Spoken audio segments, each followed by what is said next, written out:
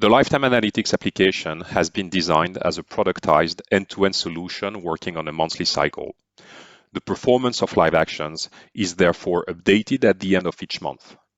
If you are in charge of tracking the results of such actions, you will therefore have to complete a full review of existing live actions every month. In this video, we will introduce you to the three main options which are used to review the results of past actions. The first option is to review each action plan individually. The second option is to quickly review all actions at once in the list of actions. The third option is to review the total action impact at the level of each product family.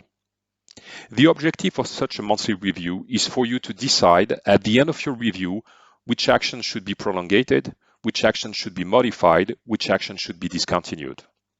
We invite you to review first the video on how to design action plans to get familiar with most of the concepts developed here. Let's start first with the detailed review of each individual action plans, which is the more detailed option. Option 1, review each action plan individually. The starting point is the high-level overview of each action plan. Here, you can quickly browse through all action plans. Each action plan is attached to a single cluster and is comprised of one or several actions. We use a color code to quickly browse through actions. A green dot indicates a live action, an active action. A blue dot indicates a new action that is in the preparation phase but has not yet been activated. A gray dot indicates an action that has been completed. The live action marked by the green dot provides key data on the ongoing campaign in terms of number of subscriptions contacted, rate of acceptance, targeting rate, and action performance. We will review these concepts later on in this video. Note that only new and active actions are pre-filtered by default. You can use the filtering feature on the top left to filter on the action plans you would like to review first. Let's deep dive into a specific example. Action and action plan. As a design rule, an action plan regroups all the actions related to one cluster and only one for a given time period. Here, the action plan is related to one and only one cluster, no Wi-Fi activation, low usage near end of commitment. And this action plan was created in March 2022. We call it an action plan as it can be comprised of as many actions as you want. In this example, we have two actions. One action is Netflix for free for €5. This action is marked by a blue dot, which means that this action is new. It is still in the preparation phase and is not yet active. A second action is upgrade to GPON for free. This action is marked by a green dot, which means that this action is live. Let's review the action that is live to measure its performance. Importance of the cohort. You need to keep in mind that each action plan is attached to a certain cohort. A cohort is very concretely the months when the action plan was created. In that case, the action plan has been created in March 2022, which means that the performance of live actions belonging to this action plan are measured for the specific March 2022 cohort. We are indeed tracking performance 5 months down the road as of August. You can always check the precise calendar months by highlighting the period of observation. Better contextualize the action. If you do not remember the specifics of an action that was created some time ago, you can always switch back to the preparation view. In this view, you will see exactly the filtering criteria that have been used to target a subgroup of subscription, the revenue and cost assumptions used in the business case simulator, the overall economics of the action plan. Note that you cannot modify a live action plan, but you can duplicate it if necessary by pressing the duplicate button. How to measure the performance. The application is indeed built around two core design principles when measuring action performance. Performance should be tracked at the cohort level and measured over time. Performance should be benchmarked against a control population. Once you open a live action, you can quickly assess its effectiveness by measuring the volume of customers that have been reached and retained, by tracking the targeting performance, and finally by tracking the action performance. On the top panel, you have all the key information regarding the progress of customer contacts. This allows you to know exactly how many customers have been reached out, how many have accepted or rejected the action proposed.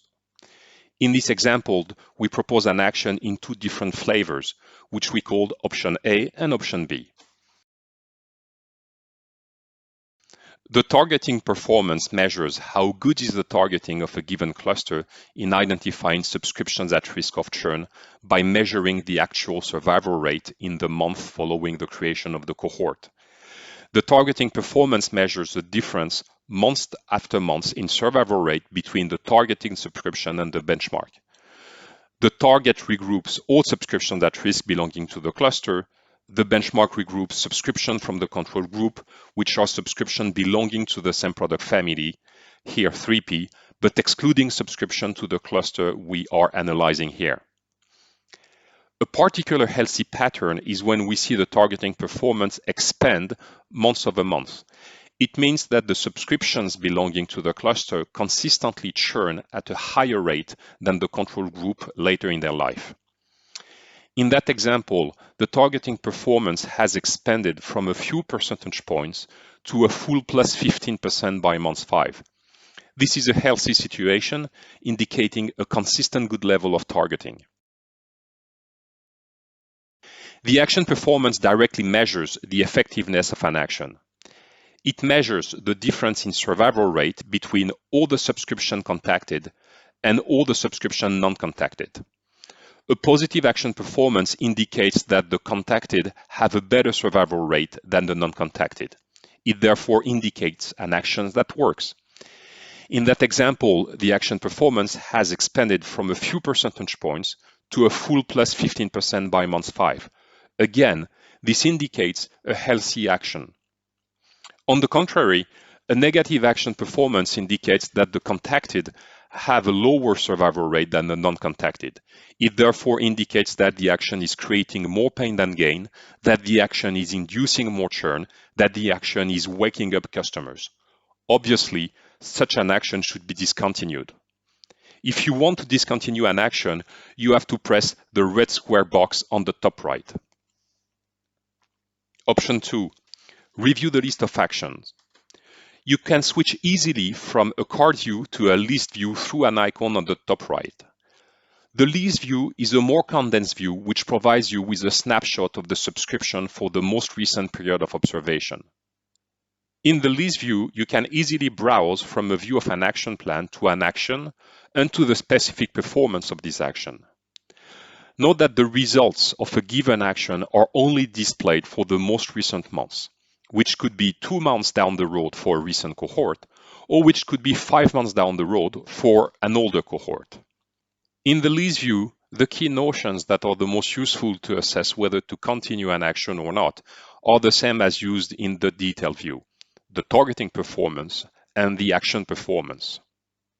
As we mentioned, these two notions in the list view are only displayed for the most recent months. For that reason, we highly recommend that you review at once all action plans belonging to the same cohort. For that matter, you can use the filtering option on the top left when you can, for instance, select only new and active actions for a given cohort date, here March 2022. You will note that by default, the list view only displays new and active actions. If you want to stop an action, you need to get back to the more detailed view of the action by pressing the blue button that opens an action plan. And then, once you have selected an action, you can discontinue it by pressing the red square box on the top right. Option 3, review the action impacts. There is finally a third option to review the impact of actions, which is complementary to the two previous options detailed in this video. The action impact feature allows you to get a summarized, aggregated view of the total impact of all actions initiated through the lifetime analytics application at the level of each product family. Let's zoom on a given 3P family. Each card summarized the work completed through the lifetime application in the middle of the card and the total staked at the overall product family level at the bottom of the card. The work completed through the application is summarized in the middle of the card at a high level through a couple of essential metrics. First, identified subscription. This is a count of all of the subscriptions that belong to all of the clusters of customers at risk that are attached to this product family. Here, the different clusters total 67,000 subscriptions, which represent a third of all of the 203,000 subscriptions belonging to the product family. Targeted subscriptions. This is a count of all of the subscriptions that have been or are targeted by actions created into the application.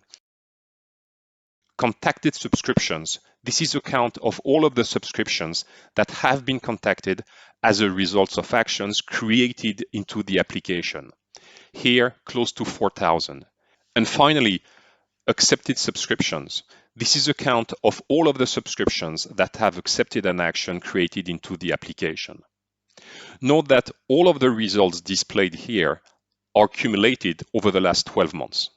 The bottom section of the card summarizes the stakes for all of the subscriptions belonging to the product family. You see here that there is some pressure both on ARPU and on churn rate for the entire product family. If you want to get a reading of the trend, you can simply highlight the arrow and you will be provided with the trend over the last 12 months. We have now completed this video of the three main options to review the performance of actions. The first two options will enable you to deep dive at the level of a single action. You will use extensively these two options to complete monthly reviews of actions and decide what action to stop, reconduct, or duplicate for modification. The third option, the action impact, may be used more occasionally. It will provide you with a big picture view of the total impact of all actions initiated by the lifetime application on the various product families.